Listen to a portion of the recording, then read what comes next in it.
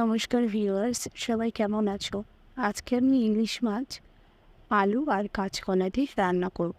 তো দেখো, মাছগুলো আমি প্রথমে ভেজে নিয়েছি। মাছগুলো ভেজে নেওয়ার পরে আমি এখানে কাঁচকলা নিয়েছি। কাঁচকলাগুলো আমি ভালো করে খোসা ছাড়িয়ে কেটে ধুয়ে নেব। তো দেখো, এইভাবে আমি জলে ভিজিয়ে রেখেছি। এরপর আমি আলুগুলো কেটে নেব। আলুগুলো আমি জলে ভিজিয়ে রেখেছি। মশলার জন্য আমি নিয়েছি এখানে কাঁচা লঙ্কা, জিরে। তো আমি একটা মিক্সি জারে নিয়ে নিয়েছি। এটা আমি মিক্সিতে বেটে নেব। তো এরপর আমি একটা কড়াই বসিয়ে দিয়েছি গ্যাসে। কড়াইটা গরম হয়ে গেলে আমি তেল দিয়ে দেব।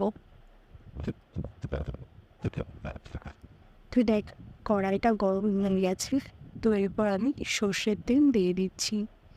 ইলিশ মাছে সবসময় সর্ষের তেলই ভালো লাগে। তো এরপর আমি জিরে ফোড়ন দিলাম। জিরে ফোড়ন দিয়ে আমি আলু আর কাঁচকলাটা দিয়ে দিচ্ছি। তো আমার চ্যানেলটিকে সবাই অবশ্যই সাবস্ক্রাইব করো। এরপর আমি দিলাম এতে নুন।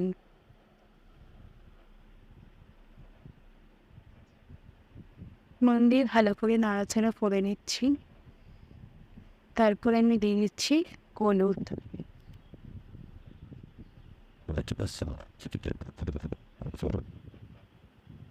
হলুদ দিয়ে ভালো করে আমি ভাজা করে নিচ্ছি। এরপর দেখো, যে মশলাটা বেটেছিলাম সেটা আমার রেডি হয়ে গেছে। তো এরপর আমি মশলাটা দিয়ে দিলাম।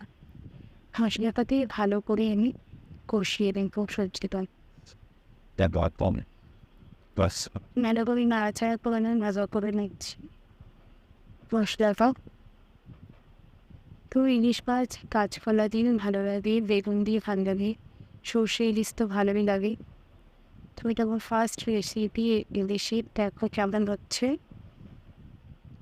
ভালো করে এটা ভাজা করে নিয়েছি। দেখো মশলাটা কষানো হয়ে গেছে। এরপর আমি এতে জল দিয়ে দিলাম। উষ্ণ গরম জল দিয়েছিলাম। দেখো এটা কিছুক্ষণ পরে দেখাচ্ছি। তাই দেখো জলটা ফুটে এসেছে আর ফটকিটাও আলু আর কাঁচকলাটাও সিদ্ধ হয়ে গেছে বলে মাছগুলো দিয়ে দিচ্ছি। মাছগুলো ভালো করে ঝোলের মধ্যে ডুবিয়ে দিয়ে ঢাকা দিয়ে দেখাচ্ছি তোমাদেরকে। রান্নাটা খুব তাড়াতাড়ি হয়ে গেছে। ইলিশ মাছ খেতে কার ভালো লাগে কমেন্টে জানিও। আর আমার চ্যানেলটিকে অবশ্যই সাবস্ক্রাইব করো। ভিডিওটা দেখার জন্য অনেক অনেক ধন্যবাদ।